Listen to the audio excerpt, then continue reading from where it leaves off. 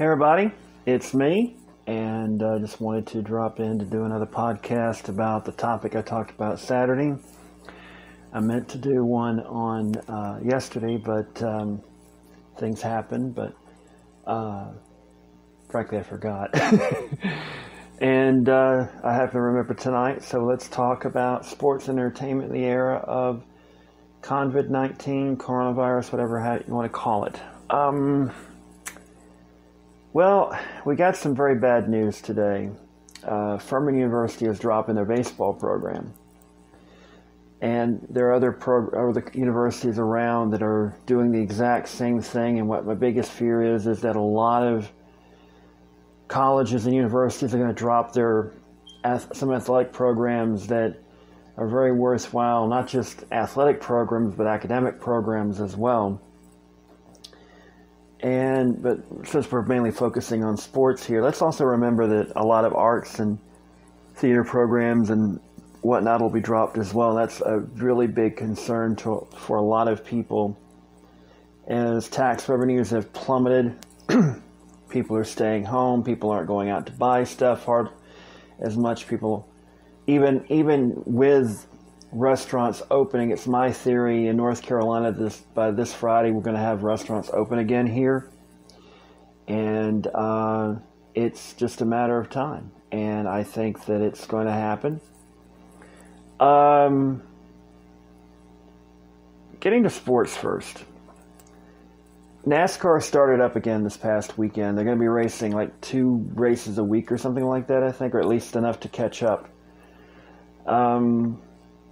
German soccer started this weekend. The Premier League is supposed to start in less than a month, I believe.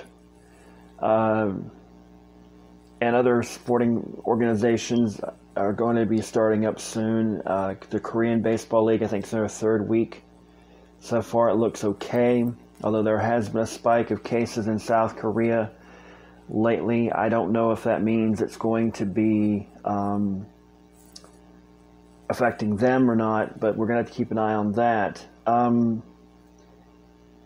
If this is leveling off, I think that what you're probably going to see is Major League Baseball come back on the 4th of July week. You may see the NBA and NHL again. I think it's still up in the air. I think they may just go ahead and go and do the playoffs and get the season over with. I just think it's going to happen that way. I don't think, there's so very few games left in the NBA and NHL season that unless the only reason they're doing it's local TV coverage, that I just don't see them doing that. Baseball's a different story. They've not even started their season yet, and they've got a lot of games to make up. And according to what has been told, Major League Baseball's current plan is to basically play half the season, starting on July 4th, and basically play without any days off until the playoffs, and basically then they would play the playoffs as if, the season had ended the way it was supposed to end to begin with.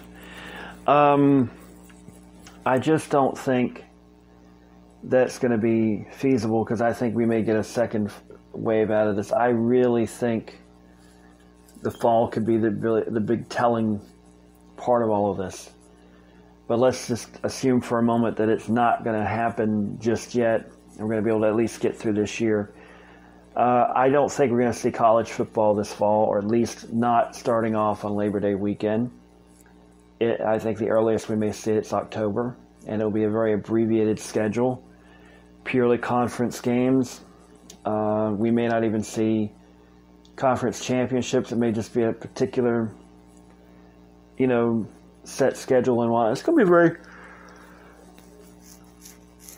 weird year, and I do think that within the next year or so, well, not next year, but I think the next month or so, I think there's a real possibility they may just cancel the college football season. Or an idea I had, I don't think it'll actually happen, but it would be interesting if they actually did this.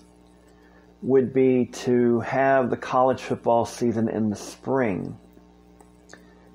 Now, I don't think that's actually going to happen, but it would be interesting if they had a abbreviated schedule in the spring, say 8 games, all of them conference games, just get through and play a conference championship, have a mini playoff, so to speak, and just get it done, and then you go give them a rest, and you go right back into. Excuse me.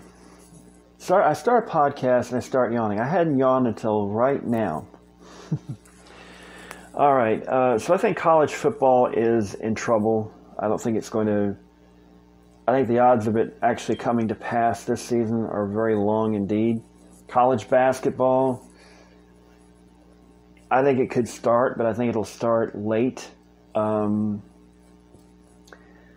think it'll start in January. I think it'll be basically conference games exclusively. You might see a few loosely scheduled games to kind of make things a little evenly. I think you could possibly see even an expanded NCAA tournament to make up for some of the revenue or the fact we didn't have one this year. That is a possibility, where that leaves smaller tournaments like the NIT and whatnot, who knows? Excuse me. I hate when I do that. I should have done this earlier, but I wasn't thinking about it. But here's the deal. I think college sports are going to be really suffering next year.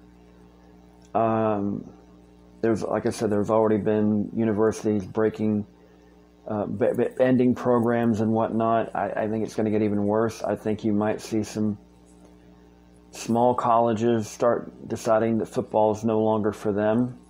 Basketball will probably stick around, but you may see baseball programs already starting to suffer. I think you're going to see soccer programs suffer. The smaller sports, women's sports, could be in trouble. They'd have to kill men's sport to equal that to figure out for Title IX regulations. So you could see a lot of things happen. They get very bare bones. And to think the graduates of 2020 are going to go off to college maybe this year, and there may not be much for them to do on campus except to actually just go to class, and even then they may be stuck in front of a computer for many of those classes, which is kind of bad for them. It really sucks for them. You really got to feel about it. I mean, I was 31 years ago when I graduated high school, and you don't think about what it would be like until it actually happens to not actually have a graduation ceremony, all those years of education, and it's